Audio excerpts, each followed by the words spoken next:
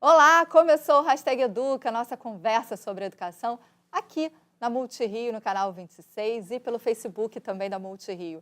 Você que acompanha a gente já está acostumado com a movimentação ali dos bastidores no Facebook. Eu fiz a chamadinha falando do tema de hoje, que é um tema extremamente importante para chegar na escola e, detalhe, para além da aula de geografia.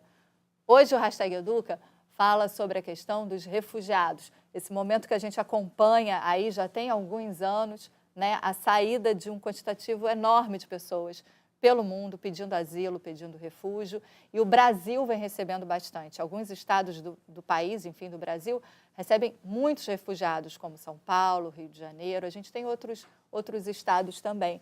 Por isso essa discussão tem que ir para a escola, sim, e a gente precisa falar sobre isso e a gente quer te ouvir. Participe com a gente. Você que acompanha a gente pelo Facebook já sabe.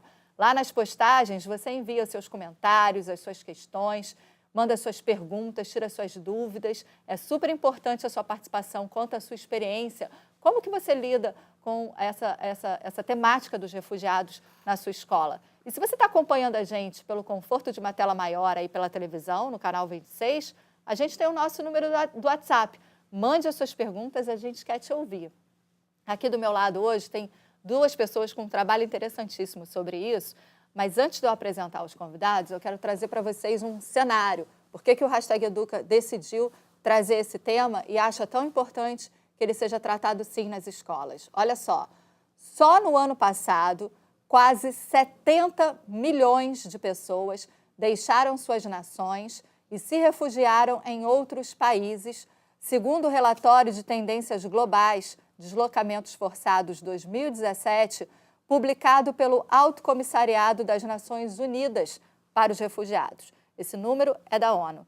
E, gente, 70 milhões de pessoas só em 2017 é um número maior, ultrapassa o número total da população da França. Ou seja, imagina uma França inteira, um país inteiro, migrando, deixando as suas casas, as suas nações e indo buscar refúgio em outros países.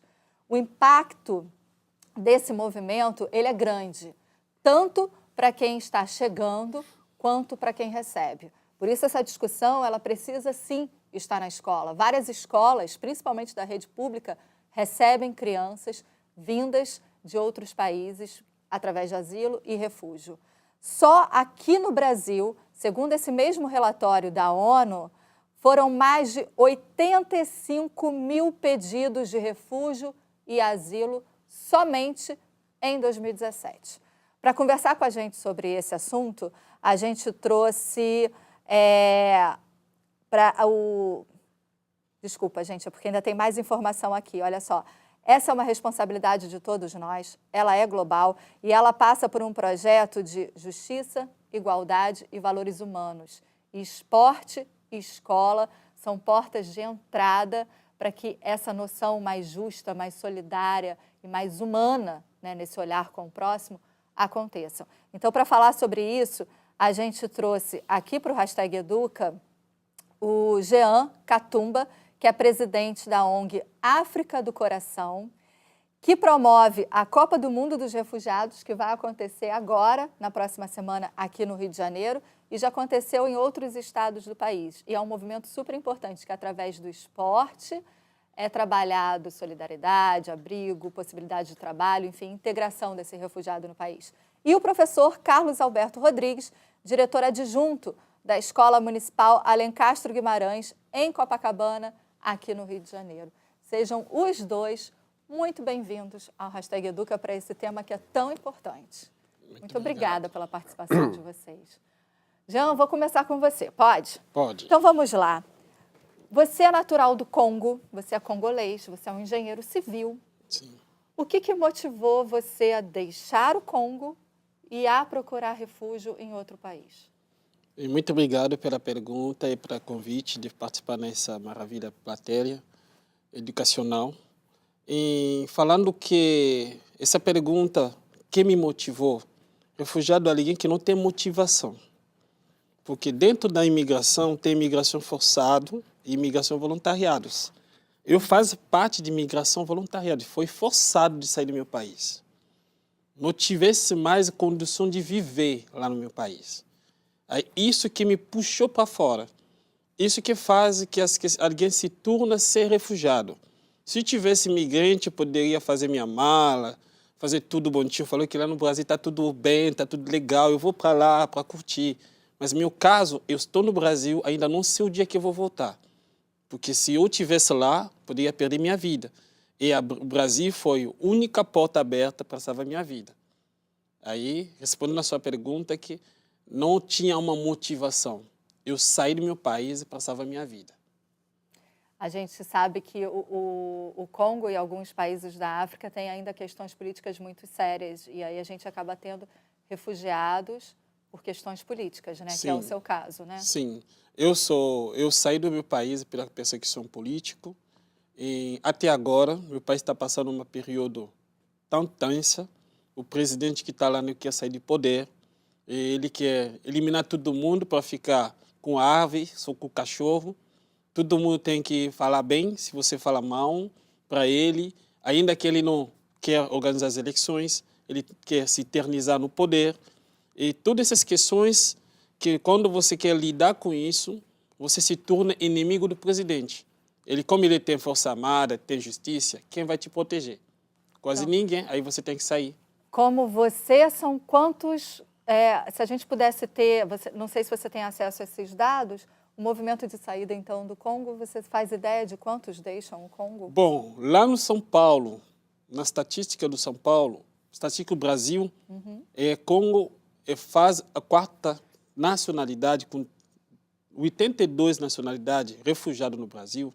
Congo é a quarta nacionalidade populosa no Brasil.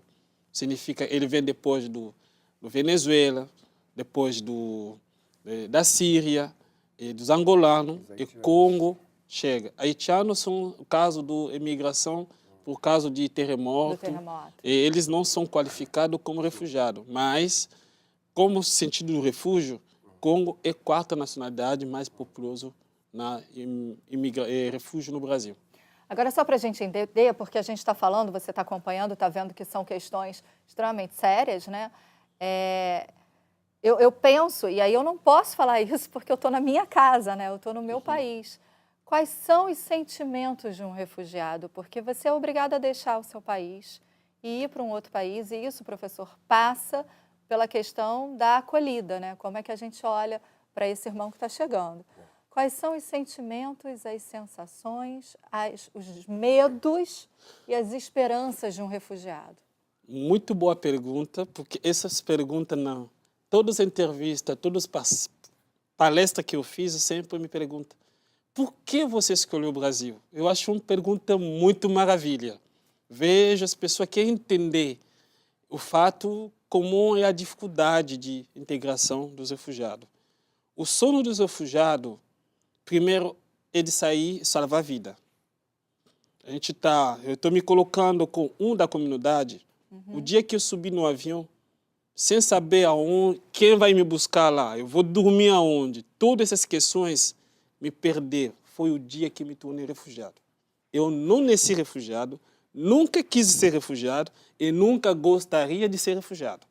Esse tem que mapear assim para as pessoas entenderem. A gente não sou refugiado, eu estou na situação de refúgio. É uma situação que apareceu na minha vida e que me tornou a ser refugiado. E falando de como que é a vida refugiado. Uma vida refugiada, uma vida que você quebrou uma vida que estava no desconforto para recomeçar uma vida com tantas ameaças da cultura, da língua, da conhecimento e sem família. Uma experiência que ninguém pode gostar de passar nisso. Porque quando eu cheguei aqui, nem bom dia, eu saí de um país que fala francês. A primeira bom dia que eu recebi foi no Guaiúros. Saí do bom dia, me perdeu já. Mas sabendo que estou na América, falou, não, eu vou arrumar a inglês aqui, no Brasil inglês, pode. Mas eu me vi perdendo. Não encontrei as pessoas falando inglês. Aí, português, para mim, foi um desafio. Como você pode pedir água? Como você pode se identificar? E ainda que o Brasil fala só português. E Brasil, se você não fala português, você não existe. É Essa dificuldade de dia a dia, porque África com 55 países, só 5 que falam português. No mundo inteiro, português é uma língua pouco falada. Ele não passa 8 países no mundo. Aí todos esses refugiados da Síria, de Iraque, que chegam aqui, eles têm essa tamanha dificuldade a língua.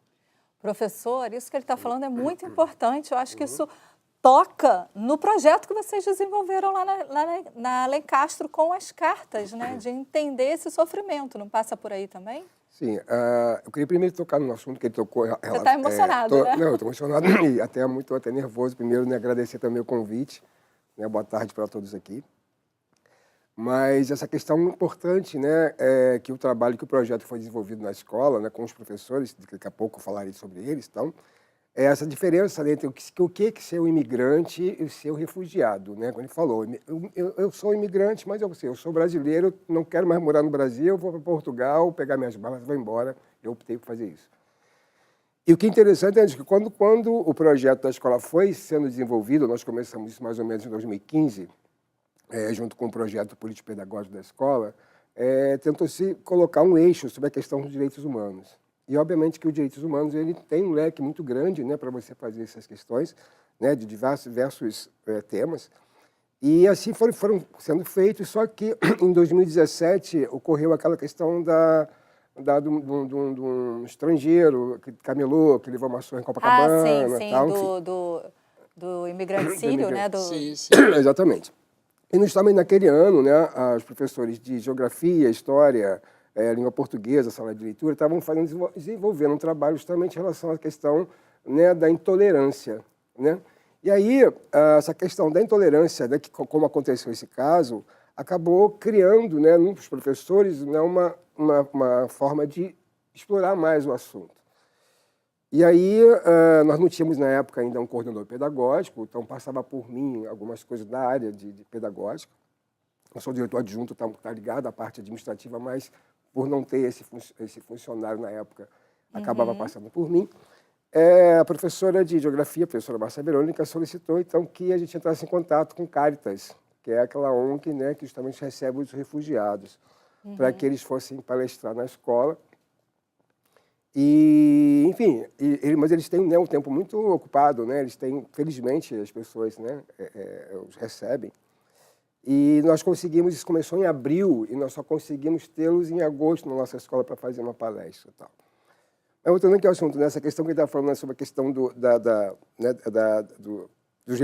de ser refugiado, né, num país em que você não fala aquela língua, né? Foi uma das questões que foram colocadas dentro do nosso debate, junto com o refugiado, que foi um venezuelano lá à escola. Justamente essa dificuldade em relação à linguagem mesmo. Né? Então, assim, e aí os nossos alunos, nesse projeto, né, que foi desenvolvido, acabaram criando cartas para os refugiados. E o que foi interessante é que eles tentaram traduzir, eles entenderam que alguns não entenderiam a língua portuguesa. Sim. E acabaram entrando lá no Google Tradutor, até em árabe, né? Fizeram em árabe, fizeram em francês e tal. Enfim, essa questão da língua, né, foi muito importante, né, para poder tentar até se aproximar mais, né, essas cartas, esses bilhetes dos nossos alunos em relação, né, né, dizer, seja bem-vindo aqui, né? Apesar de tudo, né? A gente está acolhendo vocês aqui. É mais que o bom dia, né? Ou seja, bem-vindo, né? na língua. Lá na escola você tem alunos migrantes, tem alguns refugiados também. E de que nacionalidades, professor? Nós temos um aluno, isso depende muito, né? Porque é uma questão muito delicada. O que acontece? Você, quando recebe um aluno estrangeiro, existe a questão da documentação. E muitos deles, justamente, não têm a documentação. Né? Quando você não um refugiado que é político, né? Você não tem tempo de pegar seus documentos, chegam aqui sem identidade, sem nada. Então, nós temos que passar pela CRE, né, para uma avaliação da Coordenadoria Regional de Educação, para poder realmente ver se a gente consegue ter esse aluno matricular. Mas nós já tivemos casos de que alunos que estavam considerados legais dentro do país, mas que não conseguiam resolver as questões documentamentais, né? Sobre questão de certidão, tal. Às vezes a mãe Isso é uma dificuldade, já quer falar, né? Eu quero só consertar sobre essa questão do documento do refugiado. Quando a gente chega aqui, a gente só legal no Brasil. Somente que esse documento não foi divulgado para os brasileiros entender que esses documentos a gente saca na Polícia Federal. Eles nos dão direito de ter carteira do trabalho, de ter CPF e todos os outros direitos, de ter carta do SUS. Então, teoricamente, você vira brasileiro. Não, teoricamente você se torna, porque você entra na pedido do refúgio. Quando você pedir refúgio, sua casa vai ficar analisada pela Comitê Nacional de Refúgio, que fica em Brasília. Aí você tem direito de ter saúde, SUS, de ter carteira do trabalho, de fazer tudo, até colocar as crianças na creche. Agora, a dificuldade é o quê? Esse documento, que já vai passar, porque já vai sair um novo documento, a gente não quer falar mais de dificuldade do documento, esse documento dificultava as pessoas para se colocar na faculdade. E ainda, indo embora da questão de português básico, imagina um refugiado, ele tem que aprender português básico num país que fala só português, ele não vai conseguir entrar na escola, não vai conseguir fazer trabalho bom, ele vai só se colocar, só fazer o baixo da renda. Entendi. A questão do documento é uma questão tão larga que dificultou muitos refugiados que vêm qualificados, mas não conseguem se colocar por quê? Ele vai na faculdade, a faculdade não conhece esse documento. Vai para abrir conta no banco, o banco não conhece esse documento. Ainda que esse documento se chama o quê? Protocolo. Gente, protocolo não é documento. Então tem muita coisa para falar, né, professor? Para levar para a escola, então, né? por exemplo, até porque quando você matricular um aluno, você tem que ter o histórico, né, dele para poder identificar realmente se aquele ano em que ele vai ser matriculado. Exatamente, ele vai ser matriculado naquele ano.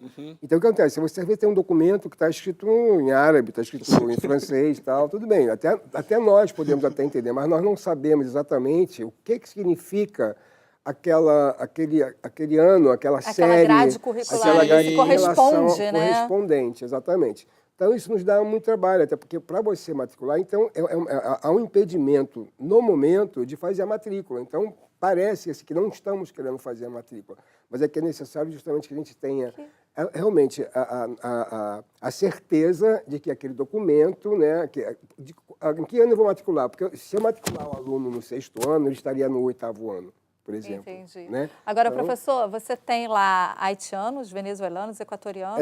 Nós tivemos venezuelanos, nós temos chilenos, nós temos, principalmente aqui da América do Sul, né, alunos lá. Né, que são... Só que ia completar alguma coisa sobre documentação. Sim. Você vai numa escola, ele te pede, alguém que é refugiado, certidão do nascimento. Significa, antes de eu fugir, tem que pensar, o Brasil vai pedir certidão do nascimento, deixa eu buscar. Entendeu isso? É difícil. Quando alguém é refugiado, tem certos documentos, porque eu não tenho autorização de entrar na minha no seu consulado. Consulado. E aí, quando você fala, busca documento no Congo, você acha que vai chegar como? São as coisas, né? Muitas das questões que tem que ter umas políticas públicas que pode gerir. A gente não pode falar que você pode ir lá, se inscrever sem documento. Não existe. Eu aceito isso, mas tem outro lado também entender. Para olhar. Gente, está vendo como é importante essa discussão? A gente está tendo a oportunidade de discutir isso com alguém que vive a situação e um professor que tem essa circunstância na sua escola. Por isso, participe, mande as suas questões. Né? Às vezes, o que o Jean está falando bate com a sua dificuldade na sua escola, o que o Carlos está falando também tem a ver. Manda para a gente as suas questões que a gente quer te ouvir. Olha só, chegou uma pergunta aqui, que é do Rei Dias, pelo WhatsApp. Como as crianças receberam os palestrantes refugiados, Carlos? E como a escola trabalha a barreira da língua com os alunos refugiados? Acho que você já falou isso um pouquinho, né? Nós falamos. Como eu falei, né, o projeto, como eu falei, ele é desenvolvido ao longo do ano, né, e culmina principalmente com um trabalho que é desenvolvido com a professora de teatro, que ela trabalha muito a questão do teatro do oprimido, Boal, tal, e em cima desses temas, né, que são trabalhados ao longo do ano, a professora Débora, ela cria, né, uma peça com esses alunos e tal, então eles já vêm, né, fazendo leituras, aprendendo, né, a ter um olhar diferente para essa questão, né, do refugiado, inclusive porque dentro da própria aula de geografia você tem, né, a diferença, mostrando a diferença entre o que é imigrante, como eu falei, e a questão do refugiado. E nós temos lá na nossa escola um auditório que cabem praticamente 120 alunos e nós recebemos, né, claro que vai um representante da Caritas lá junto com o refugiado, ele auxilia, né, nessa questão, né? E como é uma língua espanhola, é mais fácil até de você entender. A relação com os alunos foi bem gratificante, foi assim, sabe, foi uma palestra que durou quase, sabe, meio-dia, né? Começou às 9 da manhã, terminou praticamente às 11h30 da manhã. E com todo mundo atento, sabe, perguntando, até porque houve já a orientação dos professores, né, de história, de geografia, né, que, de uma certa maneira, né, orientaram esses alunos. Agora, você acha que o ponto de vista dos seus alunos mudou depois dessa experiência? Olha, nós acreditamos que sim, né, até por isso que nós conseguimos, nós tentamos justamente continuar com esse trabalho, né, porque a gente precisa trabalhar com nossos alunos essa questão crítica, essa visão crítica do mundo, né? Ele não vive só no Rio de Janeiro, ele não vive só na sua comunidade. Aliás, até falando nisso, lembrar uma questão também que a gente fala de refugiados, que não só o estrangeiro, mas existe uma questão muito grave que eu acho que acontece nas nossas comunidades. Na nossa cidade. Na nossa cidade, são os refugiados da própria comunidade. Quando você tem um aluno... Era isso que eu ia falar. Você vai falar sobre não, isso? pode falar, tá. não, pode falar. Então, uma preocupação minha, né, em relação a isso, aqui, a questão da evasão. O nosso IDEB ele está sempre voltado com várias questões, né, para dizer aquela escola tem tal pontuação por conta de notas, questões de evasão e tal. Mas muitas delas ocorrem por causa desses refúgios, porque, né, a família... A comunidade X não pode mais frequentar o bairro tal. Lá, né? Então, o pai está envolvido, né, com tráfico, e aí ele já dá de uma outra facção, então a família ser retirada, e nós perdemos esses alunos, né? E a gente não sabe para onde eles vão. Eles vão acabar se refugiando dentro, né, da própria cidade e sem poder também, né? Às vezes não levam documentos também, tem que deixar tudo para trás. Né? Essa questão, gente, é muito importante. Se a gente está falando aqui do lugar que a gente está, né, uma rede pública de ensino, e existe rede pública no país inteiro. Então, imagina a quantidade de experiências que professores desse país inteiro, né, têm vivido ao longo desse momento, que é o momento atual. E eu acho que, independente, isso não é uma questão de 9º ano, de 8º ano, só de geografia ou só de história. Tem que ir além, tem que se conversar, porque o planeta está mudando, né? Essas questões estão mudando. E é bom a gente falar em planeta, eu já vou falar sobre a Copa, mas olha só, quem está acompanhando a gente aqui, ó, Alírio Sampaio, Mônica Silva, Simone Almeida Blonde, que sempre acompanha a gente. Simone, obrigada pela sua companhia sempre, viu? O Luiz Caraú, Clarice Campos estão assistindo ao Hashtag Educa. Fernando Meire, por WhatsApp, está dizendo parabéns ao Hashtag Educa pelo tema. Obrigada, viu, Fernando? Esclarecer essa situação é fundamental para evitar situações de violência e discriminação. Dentro desse contexto, a escola ela é uma porta de entrada, de integração, de respeito e de direitos humanos, sim. Mas o esporte também. Por que você decidiu fazer uma Copa dos Refugiados, Jean? Como é que surgiu essa ideia? Muito obrigado por essa pergunta.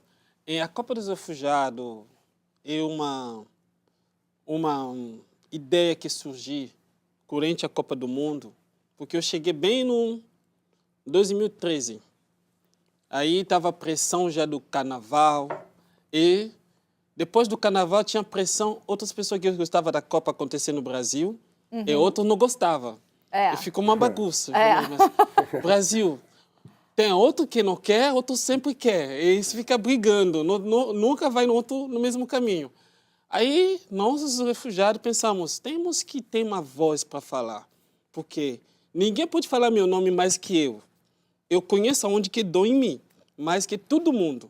Aí se a gente deixa as suas entidades, claro que as entidades que a gente agradece muito, as Caritas, outras entidades, Abraço Cultural, se eu quero citar que é muito entidade que ajuda os refugiados, mas cadê nosso papel? Nós temos que se levantar e falar também de nós, porque nosso jeito de falar vai ser diferente de falar. Claro que a gente não fala bem português, mas eles querem ouvir nós falar errado português, mas falando o que a gente pensa. Aí falam, mas que caminho, que meio do caminho que vamos pensar? Aí, a Copa. Vamos, tá bom, como todo mundo está focando a Copa, vamos fazer nossa Copa também. Ainda que tem mais de 80 nacionalidades. Significa, dá para fazer. Aí, com o apoio total da Acnur, como entidade que cuida dos refugiados, e da Caritas São Paulo, e de outros vários parceiros, que conseguimos realizar a primeira Copa organizando para os refugiados como protagonismo do projeto. Esse nunca aconteceu. Por quê? Sempre tem a Copa para os refugiados. Tem a Copa com os refugiados. Mas essa Copa é dos refugiados. Por quê? Somos capazes. Nós saímos formados nos nossos países. A gente tem que mostrar que somos protagonismo da integração. E não só seguir a linha, ficar na torcida, alguém vai organizar, vem jogar. Não. Queremos também mostrar que podemos jogar. Podemos contribuir no Brasil. Podemos fazer tudo. Podemos. Daí que sai a Copa dos Refugiados, um evento que está pilotando pela ONG África do Coração, porque você vai perguntar, eles organizam, mas eles não são organizados? Somos organizados pela ONG África do Coração, que não é África como continente, mas África como berço da humanidade, aonde todo mundo se identifica que vemos um ser humano. Seja branco, negro, amarelo, verde, todo mundo se identifica, saímos do mesmo torneio. E coração, aonde sai a verdadeiro amor. Que ama de cabeça, ele esquece. Mas que ama de coração, ama mesmo. Aí, falando da Copa, a Copa sempre, cada ano, leva um lema, um tema que a gente debate. Esse ano é? Esse ano o tema é Não me julgue antes de me conhecer. Olha. Para quebrar pouco julgamento adiantado. Significa você me ver negra, sentado lá, você falou, ele fugiu de fome. Quem te falou que eu fugi de fome? Aqui no Brasil não tem fome? Como eu posso sair do Congo, pegando o avião, pagando à vista, para fugir de fome do lá para cá? Essas são as questões que a gente levanta cada ano, um tema para a gente entender. E a gente vai ter só, pegando o gancho que você está falando, vocês têm esse lema, mas vocês têm as partidas e vocês fazem palestras sobre isso durante esse momento da Copa, não é? Exatamente. A Copa não é somente jogo pelo jogo. Veja bem, a Copa é várias oficinas que promovem não somente homem, mas mulher e criança refugiada. Porque a vida refugiada incorpora todos esses partes. Homem, mulher, criança também, ele tem que participar. Aí deixamos palestra para as pessoas discutir sobre o tema. Deixamos também a diversão para as crianças refugiadas, curtir as lugares lindas, aonde pode ser que o pai não tem dinheiro agora para ele curtir um espaço que ele pode também, ele tem direito. Mas na Copa a gente busca esse parceiro para pedir as vagas para eles curtirem. A gente levanta a lado cultural para mostrar que o mundo é a diversidade. Se tu não aguenta a diversidade, tu tem que morrer. Porque não existe só isso. Não existe outra maneira de viver no planeta que não seja em diversidade. Sim. Né, Imagina se o mundo a gente estava todo mundo mesmo tamanho, mesmo nome, mesmo cara, mesmo cor. Vamos ser que mundo? Mundo dos objetos que tem mesmo cor. Aí o mundo é a diversidade. Agora, Jean, para quem está acompanhando a gente, de repente o professor vai que quer levar o pessoal da Alencastro lá na Copa. Com certeza. Acontece agora dia 2 e 3, não é isso? Em São Januário, no Engenhão, né? Sim, dia 2 tem palestra, que vai acontecer dia todo, tem esse tema muito bacana, com os palestrantes que vão palestrar esse tema. Dia 2 teremos saída das crianças refugiadas, que vai curtir vários espaços lindos do Rio de Janeiro. E dia 3 teremos lançamento da Copa dos Refugiados, onde vai ter sorteio dos times que vão competir essa Copa. E a Copa vai acontecer só um dia, porque temos 8 times. A gente já está terminando, estão aqui falando no ponto que a gente já está estourando o horário, mas são que nacionalidades que vão jogar? Temos Síria, Congo, temos Venezuela, Senegal, tem em Colômbia, Haiti, e temos o time do Líbano. Olha só que interessante, viu? Se você quiser mais informações sobre a Copa dos Refugiados, a gente aqui, você que acompanha a Hashtag Educa, já sabe. Todo o projeto do Alencastro Guimarães aqui com o professor Carlos, todas as informações da Copa dos Refugiados, a gente está disponibilizando no nosso Facebook aqui da Multirio, colocando todas as informações para você acessar. E se você tiver a fim de participar, R$10, não é isso, o ingresso para assistir os jogos? Não, é o que está no site. Não, aquela ali foi de Porto Alegre. Porque então. a Copa aconteceu esse ano. Veja bem, uma coisa muito bacana. A Copa está na 5ª edição em São Paulo, se tornou Copa Brasil esse ano.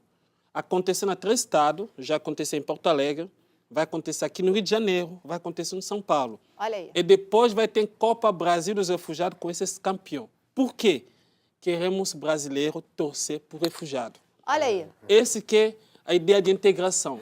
Significa quando você vai, não teria brasileiro que está jogando. Você vai escolher um time para torcer. Um time do coração, torcer, né? significa dar chance para essa pessoa, acreditar nele, dar avô para ele, compatia nessa situação que ele passa.